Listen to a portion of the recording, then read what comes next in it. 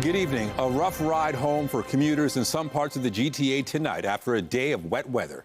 Here's a live shot of the roads in Markham tonight. Now, freezing rain warning remains in effect for much of the area this evening. CTV's Beth McDonnell is live in Vaughan tonight with more. And Beth, what is the weather like where you are? Michelle, it's a cold drizzle where I'm standing near Highway 400. This freezing rain has been falling since mid-afternoon around the GTA. I just spoke with Environment Canada a few moments ago, and they tell me there are some reports of about 1 millimeter of ice in some areas, which means roads and walkways may be slippery. With crusted ice and slick roads, it's no secret freezing rain can be risky. The sliding of the cars and people driving fast and cutting people off. Doesn't sound very fun, scary, right? Yeah, I have slid prior, like people cut you off.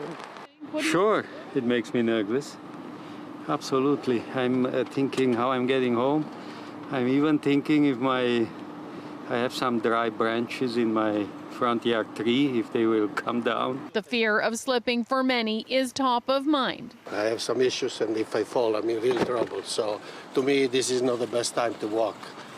When I came, it was okay, but now it changed. The worst of the storm across the GTA was expected north of the 401. School buses in York and Durham were canceled outright. Many also in Halton and Peel parked due to the forecast. The city of Vaughan has more than 60 trucks across the city on standby to salt streets and is watching conditions closely. Continuously monitoring the forecast, looking at ground temperatures, looking at travel times, keeping close communication with our operations team to make sure that we're ready to go as needed and can make those sound judgments as they're required. The OPP is out on the highways. It says there have been about 20 crashes. And of course, with the weather slowing everybody down, we're right on the bubble, either above zero, below zero. And right now we're down below zero, and that rain has turned into ice pellets and freezing rain. And it's accumulating on areas and parking lots and sidewalks where people are less traveled. The highways themselves are moving along, they're moving slowly. But for some, it's just another day of winter. I have really nice winter tires, so I'm not afraid of freezing rain. People out and about are ready to offer their best safety strategies. Make sure you have turn all your headlights on, and make sure the wipers are in good condition, and you have the defogger on your front windows. I feel like as long as you drive a little bit slower on the road, then you'll be able to get somewhere faster. Some are experiencing freezing rain for the very first time. We thought it's like normal rain, but it's not like normal rain. It's like skidding and like not easy to walk. Not looking forward to the trip home. The OPP says driving conditions are not ideal. Even with winter tires, you could be sliding if you slam on the brakes. Reporting live, I'm Beth McDonnell. Michelle, back to you. Thank you, Beth. Live for us in Vaughan tonight. And here's a live look in downtown Toronto, where it is raining at this hour. The freezing rain warning remains in effect, but warnings are being dropped in other areas. Our Jessica Smith has been monitoring this weather system event all day, and she joins us with the latest in this situation. What are you seeing, Jess? Michelle, it's quite the mix. It really does depend on where you are with what you are seeing. We just saw that shot downtown, lots of rain. If you're east, say Durham region, lots of ice accretion out there, and this is going to continue to track its way east. We've seen some of those warnings drop through areas in Guelph, but it will kind of migrate as it does, as this whole system makes its way in towards eastern Ontario as we head in towards the rest of our evening. Still seeing, though, the freezing rain warning in place for us here in the city of Toronto, but temperature-wise, we remain mild, at least for the GTA. Again, Durham and east significantly colder. Through the islands and Pearson, just at or just above the freezing mark tonight, well above seasonal. We'll break down this whole mess coming up in just a few minutes. Right now, it's back over to Nathan. All right. Thank you, Jess. Still to come tonight, after CTV News reported on a child falling from a zip line at a Scarborough activity park, safety officials have now pulled that zip line from service. CTV Sean Leathong speaks with a parent who says they raised safety concerns weeks before the incident. One person has died after being struck by a vehicle in Scarborough. It happened near Kingston and Midland Avenue around 2:30 this afternoon. The victim was taken to hospital but later died. The driver involved left the scene but later returned. So far, there's been no word on possible charges. And still in Scarborough, Toronto police are investigating after a series of homes were shot at last night. As CTV's Mike Walker reports, it's not the first time this has happened in one area, and residents say they are shaken. A single gunshot piercing the window frame of a children's playroom at a home near Markham and Ellesmere. The bullet striking and shattering a child's certificate that was hung on the wall. I was reading a story to my sons and I heard a glass shatter inside here. The homeowner, who doesn't want to be identified, says he was getting his twin 6-year-old boys ready for bed when the shot was fired just after 9 last night. No one was injured, and he can't explain why his home on Dolly Varden Boulevard was targeted. I had heard the glass shatter a minute or two after leaving that very room with my sons. When we figured out what had happened, it was quite jarring. One of 2 homes police say were shot at in the Markham and Ellesmere area in the span of just a few hours. There are multiple bullet holes at this home on Clementine Square. At least 4 can be seen in the front window. I went inside, and then after 3 minutes, bang, bang, bang, bang, bang. Oh my God. Lucky I'm already inside. Elvira had just returned home with groceries when she heard the violent sound of gunfire just before midnight and believes she saw one of the suspects. But I saw a guy run until over there, going in that side with a black jacket. It's too close to home now, man. I've been here for 40 years, and this would never happen here. No one was injured, but it's the second time this home has been targeted. Last month, shots were fired at a vehicle. No one was hurt in that incident. Neighbors tell CTV News a family with 3 children live in the home. I have no idea. We have very good neighbor, but we never had any problem with them. Right? They're very nice people. They're living there for more than 20 years. Police are also probing a third shooting incident that happened just before 9 p.m. near Danforth and Pringdale Gardens. They say no one was injured and are looking for 2 suspects. At this point, police haven't released any suspect information connected to the shooting incidents in the Markham and Ellesmere area. Investigators have been looking into whether any of these incidents are connected. Mike Walker, CTV News. Barrie police have charged a 47-year-old woman with first-degree murder in the death of her child. Police found the 10-year-old's body inside a home near Bayview Drive and Little Avenue on New Year's Eve.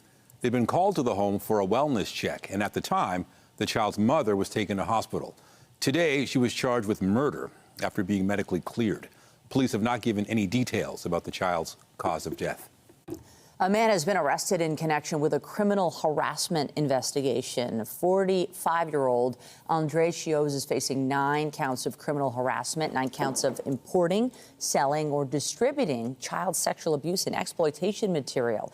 He is also charged with breach of probation and accused of distributing illegal material to children in Withrow Park on December 18th. Police are concerned there may be more victims. Ontario Provincial Police are investigating after a Caledon business was shot at overnight for the second time in 2 weeks. This business near Airport and Mayfield Road in Caledon was the victim of yet another extortion-related shooting in the area. Police were first called to the transportation truck company on December 26th and had to return at 2:30 this morning. OPP say they've investigated more than 45 extortion cases since 2023 in which victims have been threatened by phone or text. Investigators say when victims refuse to comply, their homes or businesses are sprayed with bullets. Investigators say they believe businesses connected to the South Asian community are being targeted by organized crime groups. I spoke to someone this morning who is extremely terrified. They are concerned not just for their safety and their family's safety, but they're concerned for their employees as well. And we have absolutely no tolerance, and we will be working tirelessly to make sure that they stay behind bars. A follow-up now to a story we first brought you last night about a Toronto family demanding answers after their son fell several meters from an indoor zip line. Tonight, a provincial organization that oversees safety has pulled the zip line out of operation. And another parent says he questioned staff about safety weeks before the incident. CTV's Sean Lee Thong has the details. This video of 11-year-old Rahman Azizi falling several meters from a zip line may appear shocking, but one person who saw it says he's been trying to stop something like this from happening. What I think needs to happen is that the park needs to fully shut down Inspectors need to go in there to make sure that all the staff are qualified on all activities. Denver Nuttall has worked as a rock climbing instructor and as a guide for treetop trekking. There should be no carabiner there. Back on December 15th, Nuttall attended Aerosports Parks in Scarborough with his 10-year-old son. Right away, he noticed problems. It was too dark in order to have any of those physical activities for the kids to be safe in any way. Nuttall says his son likes rope courses and is experienced, but that there were too few staff. Staff appeared not to be trained, and like we showed in this video, no staff where the zipline starts. If you have a zip line, a guide must be present at that launch in order to fully check out all the equipment and to ask if there's any questions or concerns that the climber or customer would have, especially when you're dealing with children. Nuttall says he questions staff about what they do if a child gets stuck on the ropes course. And the two that I questioned have never even been on that obstacle course themselves because they were afraid of heights. Nuttall says he questioned management but got no answers. He also contacted the Technical Standards and Safety Authority. Then he saw this video yesterday. I feel horrible inside because it's like I feel kind of responsible because I know of all these safety features and that none of them are in play, but yet I can't get through to anybody until there's an actual accident. As we showed you yesterday, Rahman Azizi is recovering at home, having avoided serious injury. His parents were also stunned by the lack of staff at Aerosports. No staff came in even until we left that facility. Aerosports is once again open today, and they once again declined to comment. We also reached out to the TSSA and the Ministry of Labor to see if they're looking into this incident. The Ministry of Labor has confirmed that they were on site investigating today, and the TSSA has sent a statement saying TSSA has been investigating the incident today. The team on site has now determined that the zipline device does fall within TSSA's jurisdiction. The operator had not notified TSSA that it had been installed, and therefore it was not authorized by TSSA. The equipment has been taken out of service. The family of Rahman Azizi says they still have not been contacted by Aerosports since the incident. Sean Leithong, CTV News. The province says it's investing $26 million to train more frontline staff in long-term care. The Ford government says the funding will be used for programs that will train nearly 3,000 new staff. The province says it will also support professional development, enhance the care residents receive, and give students an opportunity to study and work in their communities. $5.5 million will be used to train staff currently working in long-term care homes. $21 million has been earmarked to expand the Practical Nurse Living Classrooms education program. Demonstrators gathered outside Queen's Park calling on the Ford government to ensure victims of the IPRO realty scandal are compensated. Now, the scandal saw the now defunct company use millions from trust accounts meant to be used for realtor commissions. CTV's Queen's Park Bureau Chief Joanne Morris has the details. Pay today! Pay today! That's the message from ex-IPRO realtors caught in the middle of a scandal. This is a fraud. This is a criminal negligence. In May, the founders of IPRO Realty pulled millions of dollars out of the company trust. The Real Estate Council of Ontario, or RECO, didn't do anything about it until August. In December, the government intervened, appointing an administrator, firing the RECO board. Claims for cash from former IPRO employees have exploded to $30 million.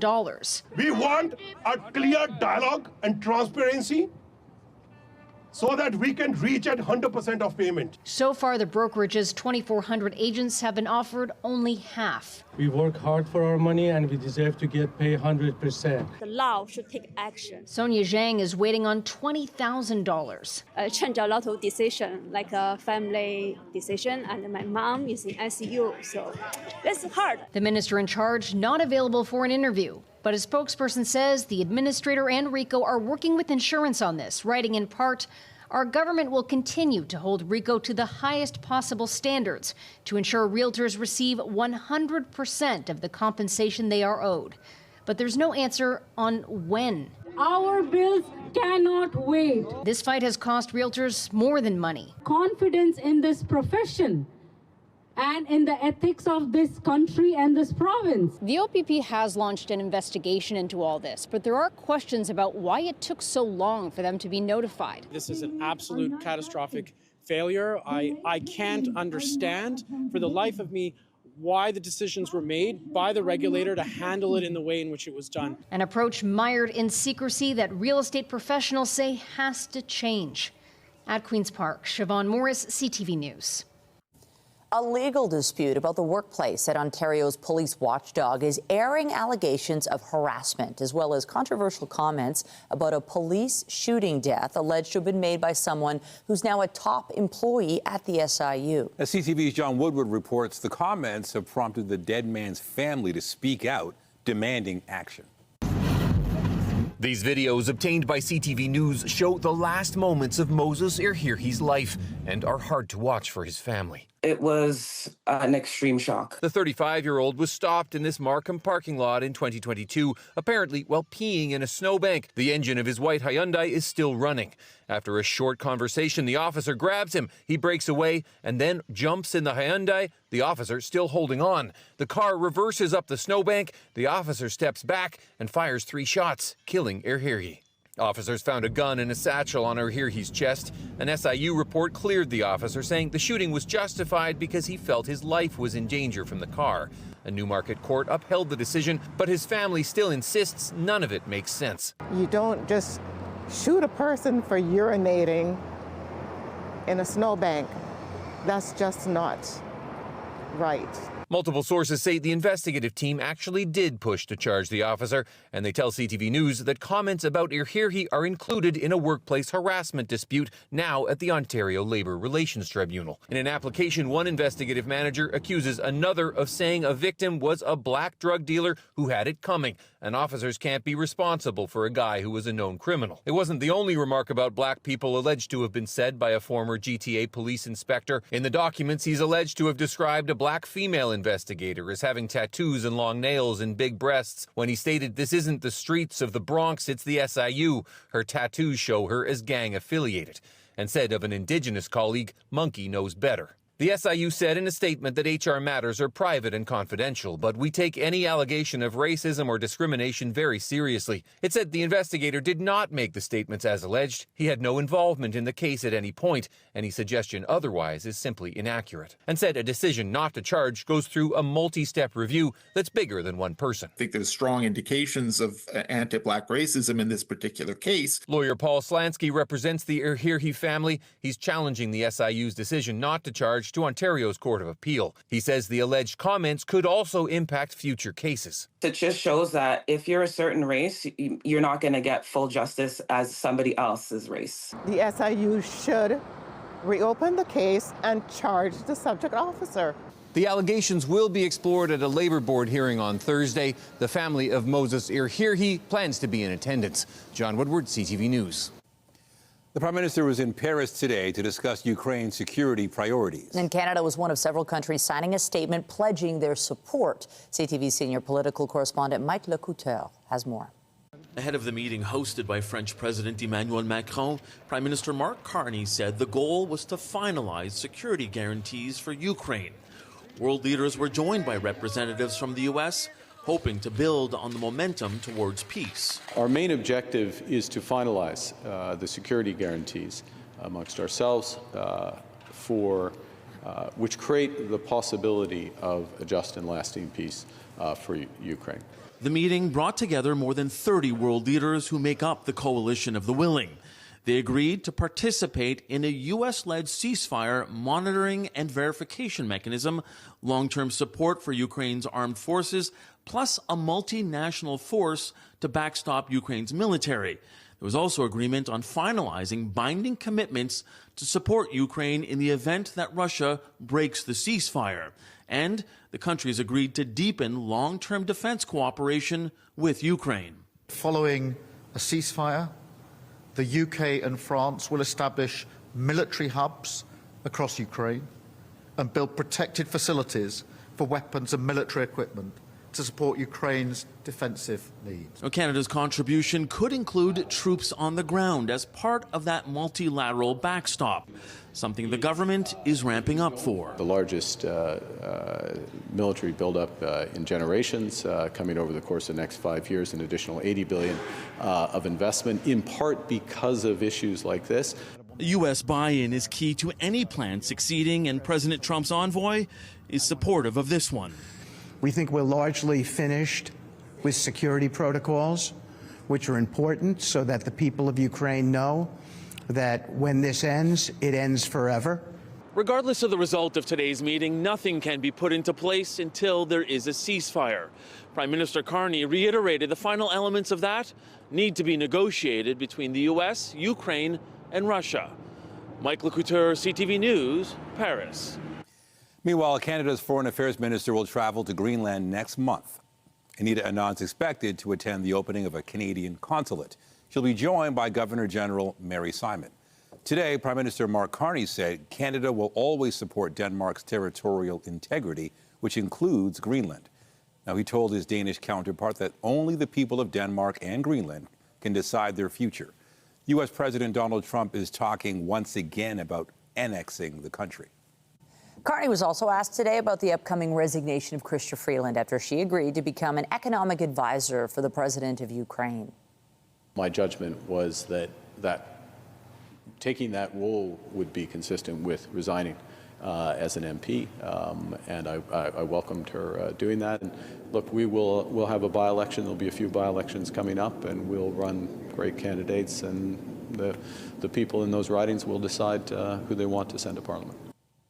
Opposition MPs insist Freeland should have resigned as an MP before taking a job with another nation's leader. The Prime Minister said today he did not ask her to stay on as a member of Parliament because the Liberals hold a minority government.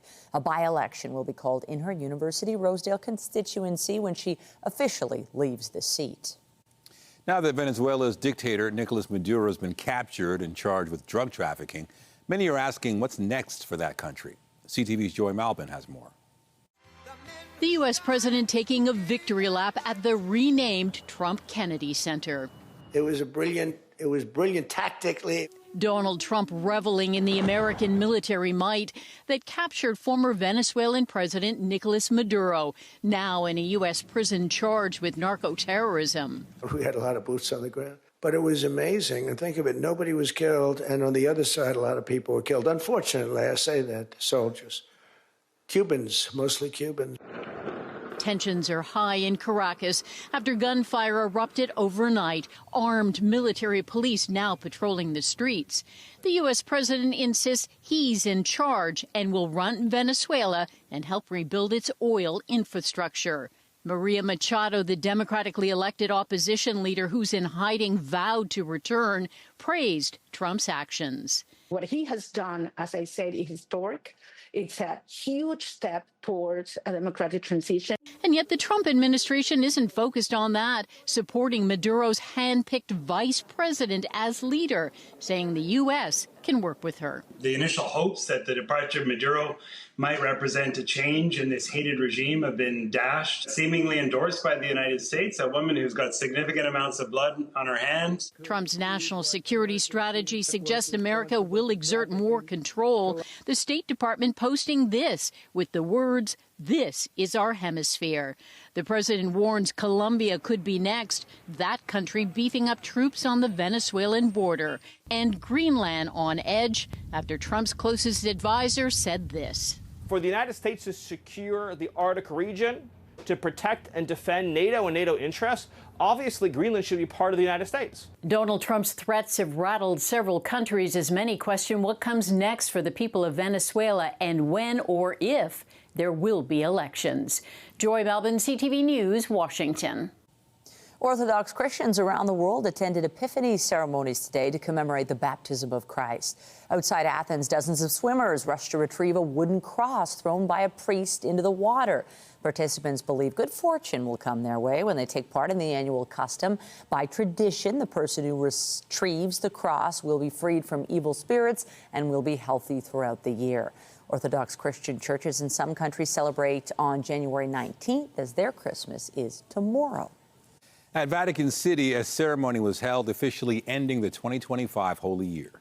Pope Leo closed the holy door of St. Peter's Basilica, symbolically ending the year-long jubilee that drew millions of people to Rome. This ceremony preceded a mass celebration, the Feast of Epiphany. In his homily, the pontiff denounced consumerism and xenophobia. He has summoned the world's cardinals for 2 days of meetings starting tomorrow. They'll discuss governing the 1.4 billion strong Catholic Church. The next Jubilee will be in 2033 to commemorate what Christians believe was the death and resurrection of Christ 2,000 years ago. Coming up on CTV News, Toronto's new Blue Jay, Kazuma Okamoto, in town, trying on the blue and white for the first time. Still ahead, what the slugger had to say about his big decision to come here. And I'm Pat Foran. Coming up on Consumer Alert, we have an update on a story we told you about last fall involving a new type of boat. A safety recall for the Sea-Doo Switch was updated by Transport Canada after cases of the boats flipping in Ontario and 4 deaths in the U.S. I'll have the new details. That story is just ahead. Even with the messy weather, we've seen an above-seasonal trend begin, and it's going to continue as we head through the next couple of days. And as we head into the drive tonight, it is going to be a little messy, but things do get better as we head into the day tomorrow. Coming up, I'll have a full look at your long-range forecast, and we'll break down this new above-seasonal trend and just how warm it's going to get. Those details after the break. When you see it happen, send it to CTV News. Text 10400 from your screen to ours. Text 10400. Following stories on CTV News about a new type of boat called a Sea-Doo Switch, Transport Canada launched an investigation into how safe they are. They've updated a safety recall on the boat, and it comes at a time when lawsuits are underway in the U.S. following deaths and injuries. Pat Foran has this Consumer Alert. Pat. Thanks, Michelle and Nathan. We had reports of 4 cases of the boats flipping over in Ontario, but following our stories, we learned that 4 people have died in the U.S. using a Sea-Doo Switch, and a child suffered serious injuries. The Sea-Doo Switch has the power of a Sea-Doo and the seating arrangement of a pontoon boat. Marcus Hurl told CTV News when he was using his with his grandchildren, it started to take on water. It was like a scoop that was scooping up water into the boat. Lori and Clyde Rowan said a similar incident happened to them with their Sea-Doo Switch. It just flipped us right over. All 7 of us were in the water. Paul and Sue DeCucci said their Sea-Doo Switch almost sank twice. Just take the boat back and you work on whatever you need to work on to make this thing seaworthy, because I don't trust it. This week, Transport Canada updated its website with a safety recall involving the boat, but in a statement said the recall published on the Health Canada website is the same recall issued by BRP. Transport Canada continues to work with the U.S. Coast Guard and BRP to assess whether any further actions are required to address the identified safety risk. In Maine, a law firm is filing a lawsuit against BRP, Bombardier Recreational Products, after 3 people died when a Sea-Doo Switch flipped over in August. The boat started to take on water in the front and then capsized completely, and 3 of the women on the boat were trapped underneath the boat and drowned before anyone could rescue them. The law firm contends even with a safety recall, the boat is not safe to use. Obviously, the family deserves compensation. 3 people are dead. They need to change the design of the boat. Bombardier said in the safety recall, overloading the front of the boat could result in serious injury or death. It also released a safety video. It may result in the boat nosediving, leading to capsizing. CTV News reached out to Ontario Sea-Doo Switch owners who say they still want refunds for their boats. We want the full refund from Bombardier. People have been hurt. People have died. Why would they not just say take them off the market? BRP told CTV News our riders' safety is our top priority, and we are committed to providing products that are safe and in compliance with all applicable laws and regulations. And a 9-year-old girl in Virginia also died when the Sea-Doo Switch she was on flipped over, and a toddler in Florida received serious injuries when her family's boat sank. A lawsuit is also underway in that case. On your side, I'm Pat Foran. If you have a consumer story idea, email us at alert@ctv.ca. All right, sometimes weather-wise, things are chill, but not tonight. Lots going on. No, and you don't really know how bad it's going to be. Depends on where you are, but certainly it's a night to be careful if you're on the roads driving or if you're walking on sidewalks and steps. Yeah. There's real threat of slipping. I've seen videos from friends who live in and around the GTA slipping and sliding on sidewalks, and it's dangerous out there. Whether you're dealing with the freezing rain or the rain, it is slick on the roads, on the sidewalks. If you're taking transit, please be careful as you make your way out and about for the rest of the evening. But we are seeing this low pressure system track its way east, so eventually it will move out as we head into the overnight hours. But for now, it's still very mild outside. Nice enough for some folks to get out and enjoy the ice, but it's still very foggy, and we're looking at rain and some freezing drizzle still trickling in through parts of the GTA. But the bulk of this really is pushing its way east as we head into this early part of our evening. But still a slick drive home, and as you can see behind me, it is a mess.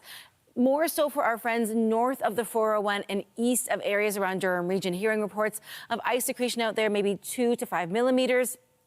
It is a challenge. We are under a yellow warning, and as far as how the warnings go, it goes yellow, orange, then red. It doesn't mean it's any less significant, but we do have a tiered system, and it is still that freezing rain warning in that yellow for us here in the city of Toronto and across the GTA. Mild, though, at +1, feeling like -3. Winds are sitting at 4 degrees, but again, you head further east and north of the 401, and you're looking at those temperatures significantly cooler, and they're dealing with that ice accretion. Now, as we make our way through the overnight, we'll be at +1, so we really don't change all that much. We should be at -9, so that warmth is going to help in a way as we head into the overnight hours. But if you're going Peterborough to Kingston to Bancroft, it is very, very cold. And that's where, as this system moves that way, we see it go from rain for some to freezing rain for them. As we make our way through the day tomorrow, up to 4 degrees. This above seasonal trend really not going anywhere. And this is going to kind of give us a bit of a break into the day tomorrow as the system pushes past us. Again, that low make its way into eastern Ontario and then dissipate a little before tracking into Atlantic Canada. Timing everything out, again, if you're north of the 401, we're still seeing that pink line there, that freezing rain kind of sitting over you. So please be careful as you head out for the rest of the evening. Still a challenge for the downtown core, the greater Toronto area. The rain doesn't make it any less slick out there. We've still got it melting all of that snow that we've had on the ground. As we approach midnight, we will start to see it push its way a little bit further east. And as we get into the early morning hours tomorrow, the slight chance of a passing flurry, but then we get a break. It is just a very cloudy and mild day as we head throughout your Wednesday. Getting into Thursday, finally, some peaks of sunshine. It feels like it has been forever and a day since we have seen the sun. Not a brilliantly sunny day by any means, but a welcome change before more rain makes its way in as we head in towards your Friday. This above seasonal trend ending no time soon. Again, we get into the start of the day tomorrow, that 40% chance of flurries very early on. The bulk of that done in time for the morning commute, so easier for everyone to get to and from their destinations throughout the day tomorrow. Thursday, again, not a brilliantly sunny day, but I will take the break from the cloud cover as we head throughout your day, but well above seasonal, potentially up to 9, maybe even 10 degrees by Friday, but it comes with rain, and that carries us into the start of our weekend. With the rain comes the chance of some localized flooding, so please be careful. Hopefully this helps you plan. Nathan, I'll send it back to you. All right. Thank you, Jess. Thanks. Also tonight, who would target a charity? Multiple Second Harvest trucks used to distribute food to those in need, damaged by an alleged vandal. What security cameras captured still ahead.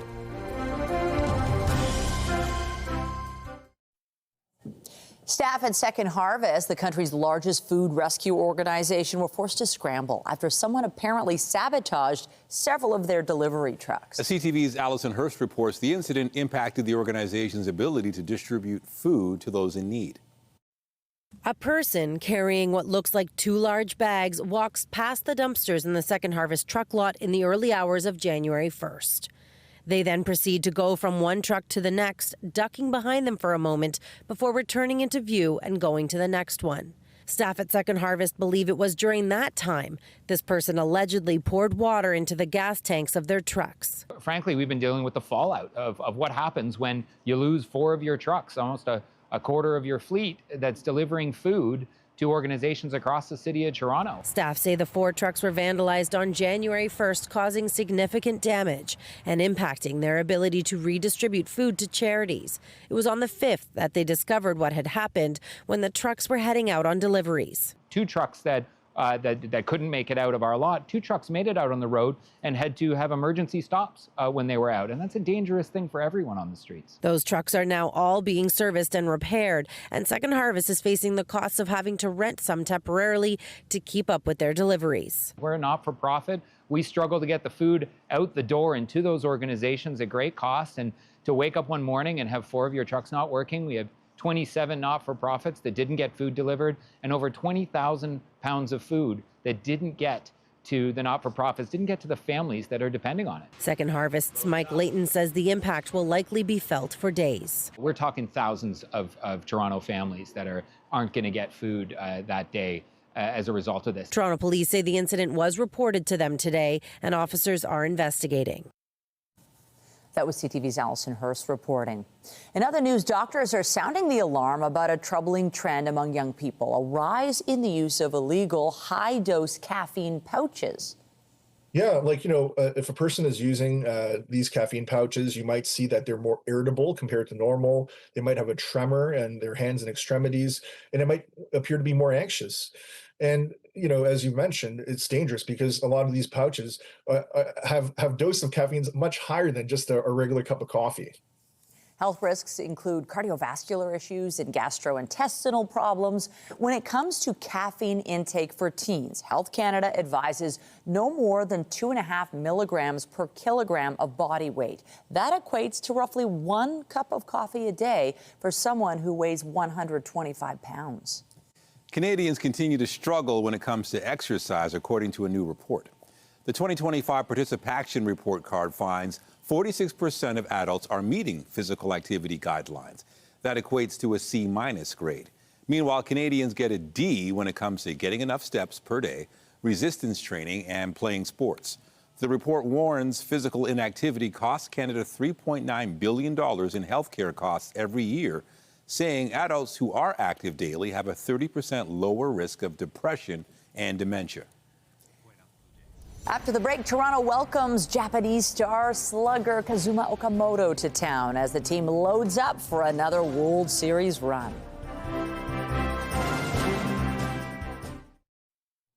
Canadian oil stocks were dragged down on Monday by the news from Venezuela, and concerns around the future of the sector spurred investors again today. BNN Bloomberg's Morella Fernandez has the latest.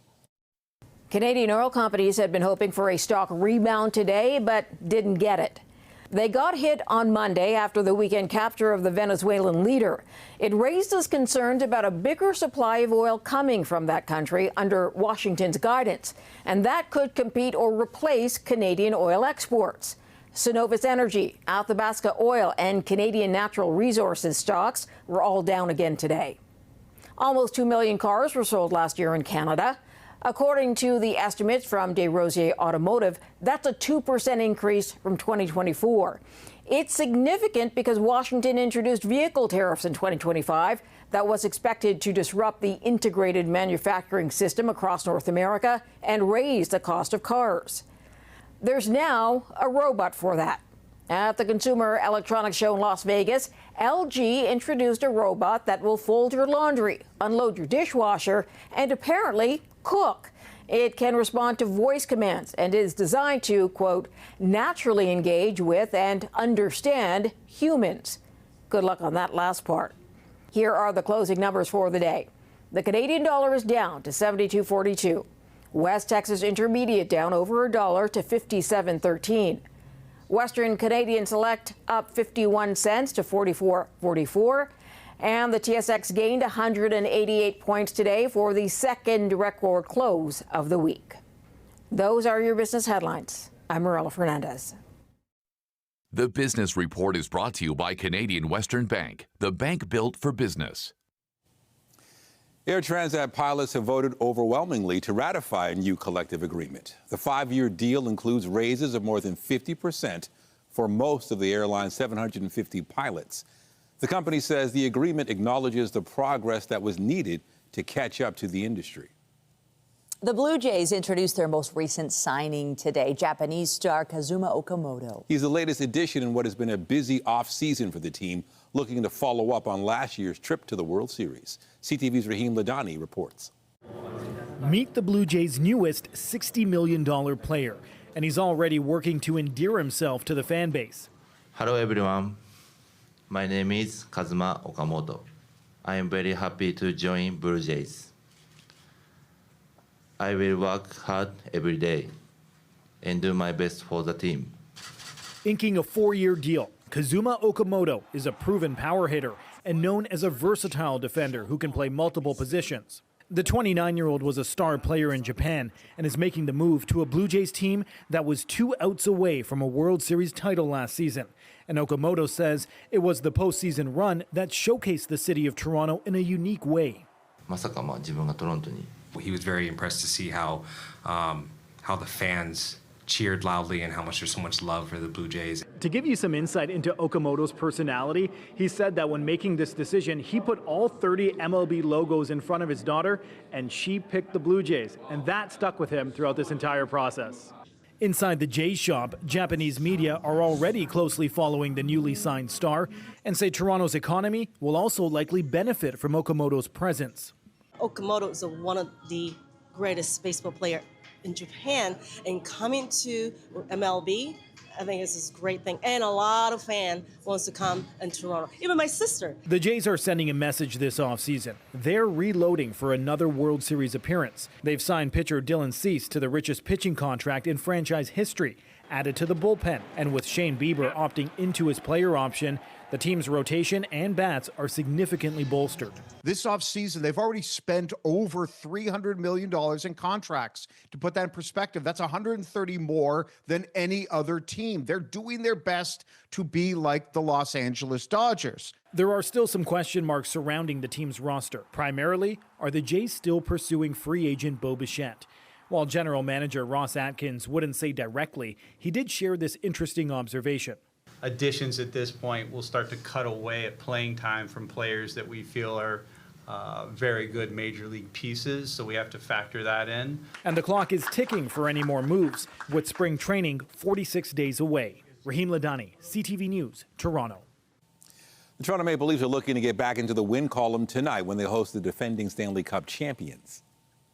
Now, Domi got it freed up, looking for Matthews, and scores! Toronto lost to the Islanders in overtime Saturday. Tonight, they welcome the Florida Panthers to town. Leafs defenseman Brandon Carlo returns to the lineup after being out for a month and a half following foot surgery. Dalton has to score here for the Centers. And Corrine Schroeder earns her first win with the Torrens. Meanwhile, the Toronto Scepters can move into sole possession of second place with a win tonight. They lost to Seattle Saturday and host New York this evening. The Scepters and the Sirens are tied for third. Just ahead, lending an ear so people know they're being heard. A retired social worker travels across the country only to listen. His inspiring story coming up. Tonight, Mark Carney shrugs off U.S. plans to get more oil from Venezuela. We also see the competitiveness of Canadian oil. And what critics say is needed to head off a future economic threat. We'll have that story and more later on CTV National News and watch live on Crave. Get Toronto's top stories, breaking news alerts, and watch live. Download the CTV News app. After more than 50 stops and hundreds of conversations, a retired social worker from the East Coast has now made it to the West Coast. It's all part of a cross-country listening tour aimed at spreading compassion. CTV's Adam Sawatsky has more. This is not how Paul Jenkinson anticipated he'd be spending his retirement. I'm doing my best, but I'm picking up the pieces. Putting himself back together after his 45-year marriage ended and his daughter died. Rather than lean into darkness and death, I've chosen to lean into love and lean into life. After living for 71 years and working as a social worker for more than 40, Paul has learned that how we respond to adversity is a choice. And the choice he's made was inspired by his granddaughter, who lost her mom. And my granddaughter said, Opa, you really need to let people know that they're not alone. So Paul is choosing to volunteer his time to be of service to others. I can take these skills and this pain and transform that into a listening place that's full of compassion. For the past 6 months, you talk, I'll listen. Paul's been setting up in public spaces no judgment, no shaming. So people know they're not alone. But I see beautiful things in people, and I let them know. And not just here. He's traveling across the country. Since starting on the East Coast, Paul says he's made 50 stops and listened to more than 800 people. That's awesome. I think it's really fantastic. I think it's lovely that you can find someone who will sit and listen to you. There's a teaching to love your neighbor. And really, in many ways, you can't love your neighbor if you don't know your neighbor. And Paul now knows there's far more than unites us than divides us, and far more people who want to help us than harm us. People are actually more loving than hateful. As Paul continues his journey across BC, on his way to the Northern Territories before wrapping up his journey in Newfoundland, he's hoping others will also be inspired to transform their pain into purpose. Just take the one step towards hope, towards love, towards kindness, just one step. Once the ship is moving, you'll be amazed. Adam Sawatsky, CTV News, Abbotsford. All right, listening's important. I know, doesn't it? All across the country. Kindness, listening. And I will kindly hope that you all listen for these last few seconds. We do still have warnings in place, but we're seeing them drop as we make our way through the rest of our evening, and this will continue. So some good news, something to look forward to as we head in towards the night. But it has been rough out there. North of the 401, east areas kind of past Durham region have been a bit of a mess. Downtown, though, looking to be more in the way of showers, and we've seen a lot of those freezing rain warnings shift and drop and push their way east as the system moves on. Temperature-wise, it is still very mild, +1, feeling like -3. Winds are still sitting at 4, but we are -4 through Kingston, -10 in Ottawa. So the further east you go as the system moves through, that's where the ice and snow will move. As we head into the day tomorrow, those flurries are early on, and then it's just cloud cover throughout the day. A little sunshine, a hint of it for your Thursday before the rain returns, and we get even warmer in towards the end of the week. Mine now. Wow. Thank you, Jess. That's it for us, but be sure to join Omar Sachedina tonight at 11 for CTV National News, followed by Zoraida Allman with your next local newscast at 11:30. Meantime, our coverage continues anytime on CP24 and at ctvnewstoronto.ca. For Jessica Smith and the whole team here at CTV News, thanks for watching and have a great night.